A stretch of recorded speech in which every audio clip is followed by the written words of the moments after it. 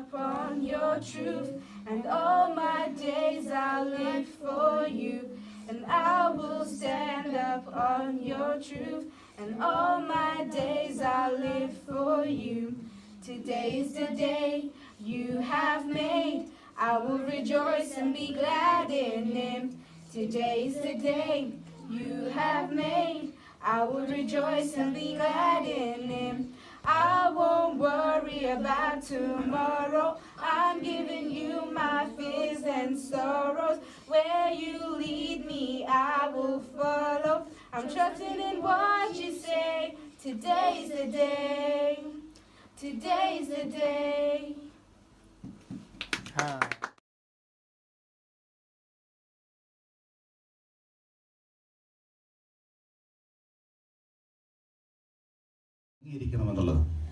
And so I have been a Christian for the last 63 years. അങ്ങനെ യേശുവിനെ അറിഞ്ഞ മുതൽ ഇപ്പോഴത്തെ സമയം കണക്കാക്കിയാൽ ഏകദേശം 63 വർഷമായി ഞാൻ യേശുവിനോടൊപ്പമായിരിക്കുന്നു. Then in my teens, through Bible class and Christian camps, I sensed that perhaps God was calling me to Nepal. എൻ്റെ ടീനേജർ കൗമാരപ്രായത്തിൽ ഞാൻ ആയിരിക്കുമ്പോൾ ഉള്ള ബൈബിൾ സ്റ്റഡിയിലും ബൈബിൾ അധ്യയനത്തിലും എനിക്ക് മനസ്സിലായി ഞാൻ നേപ്പാളിൽ കർത്താവിന്റെ വേലയ്ക്കായി പോകണമെന്നുള്ളത്. At first I didn't know it was Nepal. It was just mission work, and then it was medical mission work as I went to medical school. ആദ്യം എനിക്ക് നേപ്പാൾ എന്ന് അറിയില്ലായിരുന്നു, എന്നാൽ കർത്താവിന്റെ വേല വൈദ്യ ശുശ്രൂഷ അല്ലെങ്കിൽ മെഡിക്കൽ ശുശ്രൂഷയോടുള്ള ബന്ധത്തിൽ ചെയ്യണമെന്നുള്ളത് എൻ്റെ ആഗ്രഹമായിരുന്നു. But it was the day after my grandmother's 90th birthday when the Lord actually confirmed that he wanted me to go to Nepal. എൻ്റെ വലിയ അമ്മയുടെയും ബർത്ത്ഡേ 90ാമത്തെ ബർത്ത്ഡേയിലാണ് എനിക്ക് കൺഫർമേഷൻ ലഭിച്ചത് ഞാൻ നേപ്പാളിലേക്ക് കടന്നു പോകണമെന്നുള്ളത്. It's a bit of a complicated story, but I was working as a junior doctor and I had to go back after the party on Saturday night to see patients on Sunday morning. Can you repeat it again? After my grandmother's birthday party on Saturday, I had to go back to the hospital to see patients on Sunday. എൻ്റെ വല്യമ്മച്ചിയുടെ 90ാമത്തെ ബർത്ത്ഡേക്ക് ശേഷം അന്ന് തന്നെ രാത്രിയിൽ എനിക്ക് രോഗികളെ കാണുവാൻ ഹോസ്പിറ്റലിൽ പോകേണ്ടതായിട്ടുണ്ടായിരുന്നു. And Sunday morning, before I went down to the wards, ഞായറാഴ്ച രാവിലെ ഞാൻ വാർഡിലേക്ക് കടന്നു പോകുന്നതിന് മുമ്പ് I was praying, reading my Bible. ഞാൻ പ്രാർത്ഥിക്കുകയും വചനം വായിക്കുകയും ചെയ്യുകയായിരുന്നു. And by then I was getting a little impatient with God. ആ സമയത്ത് ഞാൻ ദൈവവുമായിട്ട് ഒരർത്ഥത്തിൽ ക്ഷമയില്ലാത്ത നിലയിലുള്ള ഒരു ബന്ധത്തിലായിരുന്നു. And said to God, it really is time you told me whether I should go to Nepal or not. ഈ സമയത്ത് അങ്ങ് എന്നോട് പറയണം ഞാൻ നേപ്പാളിൽ പോകണമോ പോകണ്ടായോ എന്നുള്ളത്. Then I went to the wards to see the patients. അതിനുശേഷം ഞാൻ വാർഡിൽ രോഗികളെ കാണുവാനായി പോയി. And then the amazing thing was that every single patient had already been seen. Examined. Okay, ഞാൻ അവിടെ ചെല്ലുമ്പോൾ എനിക്ക് മനസ്സിലായി എല്ലാ രോഗികളെയും ഓൾറെഡി പരിശോധിച്ചു കഴിഞ്ഞിരിക്കുന്നു. That meant I could go to church early on Sunday morning. അത് മുഖാന്തരം ഡ്യൂട്ടി ഇല്ലാത്തതിനാൽ രാവിലെ തന്നെ എനിക്ക് ചർച്ചിൽ പോകാനുള്ള ഒരു അവസരം ലഭിച്ചു. So I went to church and I went to the prayer time before the service. ഞങ്ങളുടെ സഭയിൽ ചർച്ചിലുള്ള ആരാധനയ്ക്ക് മുമ്പുള്ള പ്രാർത്ഥനയിൽ പങ്കെടുക്കുവാൻ അങ്ങനെ എനിക്ക് അവസരം ലഭിച്ചു. And one of the church leaders read ആ സമയത്ത് ഞങ്ങളുടെ ചർച്ചിലുള്ള ഒരു ലീഡർ ഇങ്ങനെ വായിച്ചു Psalm 138 verse 3. 138 സങ്കീർത്തനത്തിന്റെ 3-ാം വാക്യം അദ്ദേഹം വായിപ്പാനിടയായി.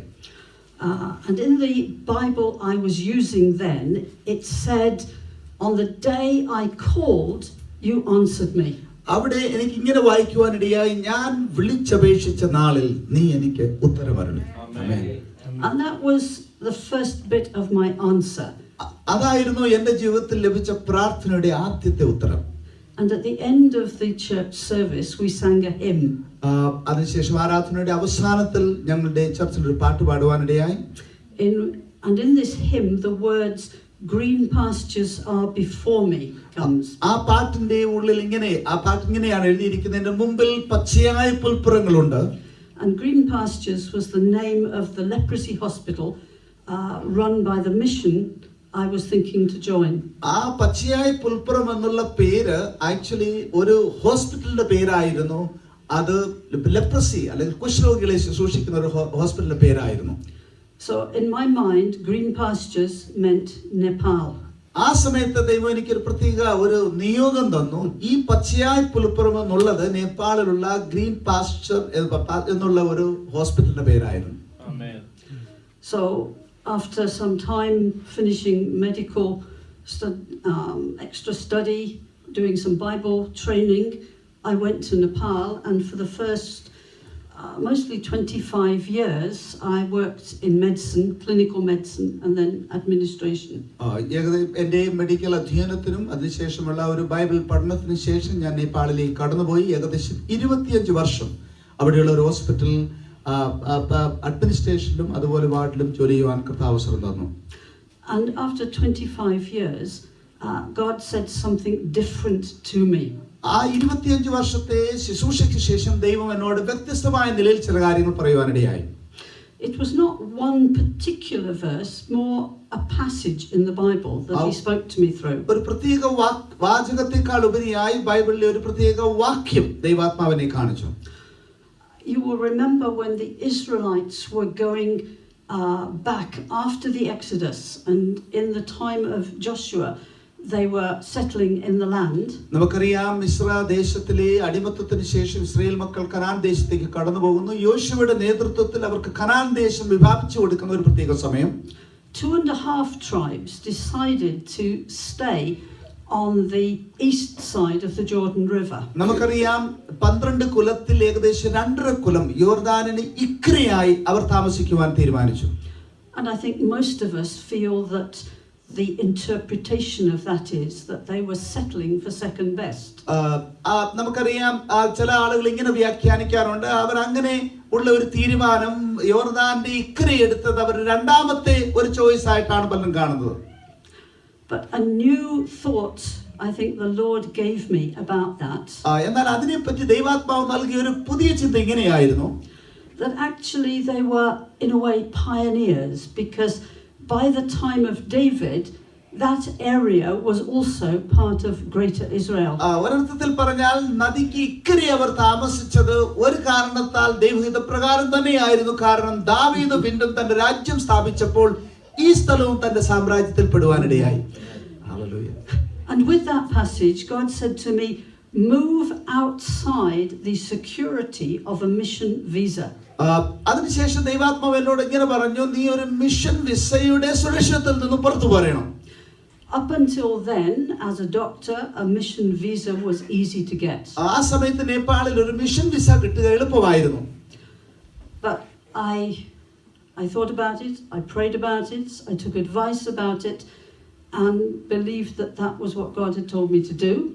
അങ്ങനെ ആയിരിക്കുമ്പോഴാണ് ഞാൻ പ്രാർത്ഥിച്ചു, ദൈവാലോചന പ്രാപിക്കുവാൻ ശ്രമിച്ചു. അങ്ങനെ ഇരിക്കുമ്പോൾ ദൈവനോട് സംസാരിച്ചു. And a big part of the reason for doing that was to grow an organization that I had begun to start, Bible Yatra in Nepal. അങ്ങനെ ഒരു മിഷൻ വിസയിൽ സന്തോഷിച്ചുകൊണ്ട് ചില ശുശ്രൂഷകൾ ചെയ്യുന്നതിനേക്കാൾ ഉപരിയായി എനിക്ക് തന്നെ വചനം പഠിപ്പിക്കേണ്ട ഒരു ശുശ്രൂഷ ചെയ്യുവാനായി ദൈവാത്മാവിനെ ഒരുക്കുന്നു എന്ന് എനിക്ക് മനസ്സിലായി. അത് ബൈബിൾ യാത്ര അല്ലെങ്കിൽ വാക്ക് ത്രൂ ദ ബൈബിൾ എന്നുള്ള ശുശ്രൂഷയായിരുന്നു. And so that is what I did. I got a student visa to give me time to develop the Bible Yatra program. അതിനുശേഷം ഞാൻ ഒരു സ്റ്റുഡന്റ് വിസ എടുത്തു. അതിനുശേഷം ബൈബിൾ യാത്ര എന്നുള്ള ശുശ്രൂഷ അവിടെ വീണ്ടും